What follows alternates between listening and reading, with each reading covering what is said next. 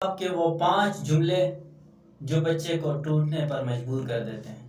کیا کبھی آپ نے سوچا کہ آپ کا ایک جملہ آپ کے بچے کی خود اعتمادی کو تباہ کر سکتا ہے؟ بچے حساس ہوتے ہیں، وہ والدین کے الفاظ کو دل پر لیتے ہیں اور اکثر انہی الفاظ کی وجہ سے اپنی صلاحیتوں پر شک کرنے لگتے ہیں۔ وہ 5 زہریلے الفاظ جو اکثر والدین انجانے میں کہہ دیتے ہیں، مگر ان کا اثر بچے کی پوری زندگی پر پڑتا ہے۔ سب سے پہلا جو اکثر والدین بچوں کے لیے جملہ کہہ دیتے ہیں کہ تم سے کچھ نہیں ہوتا، یہ جملہ بچے کے اندر ناکامی کا خوف پیدا کر دیتا ہے۔ وہ کوشش کرنے سے پہلے ہی ہار ماننے لگتا ہے، کیونکہ اس کے ذہن میں یہ بٹھا دیا جاتا ہے کہ وہ کچھ کر ہی نہیں سکتا۔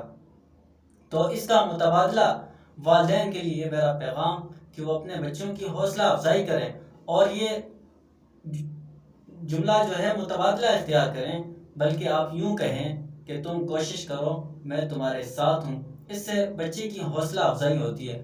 دوسرا، اکثر جو والدین اپنے بچوں کے لیے جو جملہ استعمال کرتے ہیں کہ دوسرے کے بچے دیکھو آپ کسی کام کے نہیں ہو، دوسروں کے بچے دیکھو کتنے اچھے ہیں۔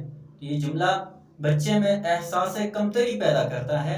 جب والدین بچے کو دوسروں کے ساتھ موازنہ کرتے ہیں تو وہ خود کو کمتر سمجھنے لگتا ہے اور اس کے دل میں والدین کے لیے بدگمانی پیدا ہو جاتی ہے۔ تو اس کا بہتر متبادل جملہ جو آپ اپنے بچوں سے کہہ سکتے ہیں کہ تم میں بہت صلاحیت ہے، بس محنت کرو۔ اس سے بچہ جو ہے نا وہ ہمت کرے گا اور اپنے پاؤں پہ خود کھڑا ہوگا۔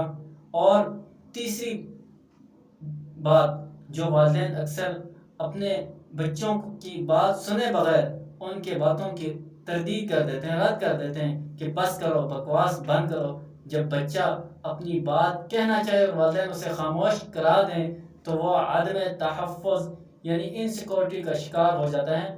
وہ سمجھتا ہے کہ اس کی باتوں کی کوئی اہمیت نہیں اور آہستہ آہستہ وہ خاموشی اور تنہائی کو اپنانے لگتا ہے۔ اس کا بہتر متبادل جو جملہ ہے وہ والدین کو اپنے بچوں سے یوں کہنا چاہیے، میں سن رہا ہوں، تم بتاؤ۔ تو اس سے بچے کو حوصلہ ملتا ہے۔ اور چوتھا جملہ جو اکثر والدین اپنے بچوں سے کہہ دیتے ہیں کہ تم ہمیشہ غلطی کرتے ہو، اور یہ جملہ بچے کو خود پر شک میں مبتلا کر دیتا ہے۔ وہ ہر فیصلہ کرنے سے ڈرنے لگتا ہے کیونکہ اسے لگتا ہے کہ وہ ہمیشہ غلط ہی کرے گا۔